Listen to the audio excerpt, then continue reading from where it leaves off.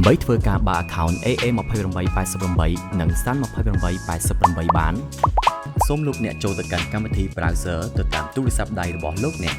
បន្ទាប់មកសូមលោកអ្នកស្វែងរកពាក្យ search រួចវាយអក្សរ AA2888 រួចធ្វើការ search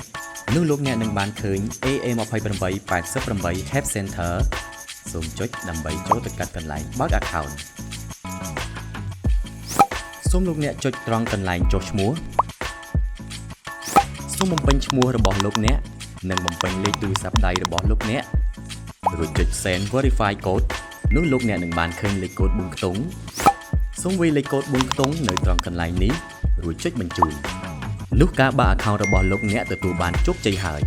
សូមចុចប៊ូតុង OK នោះលោកអ្នកនឹងបានឃើញ account ដែលក្រុមហ៊ុនផ្ញើមកកាន់លោកអ្នកចុចពាក្យថា So ដើម្បីបង្ហាញ password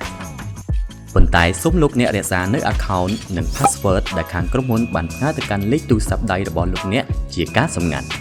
ដូចនេះលោកអ្នកមាន account ផ្ទាល់ខ្លួនសម្រាប់កម្សាន្តហើយដើម្បីធ្វើការកម្សាន្តបានសូមចូលទៅកាន់ប៊ូតុងចូលលេខរួចវា account របស់លោកអ្នករួមទាំង password រួចចុច submit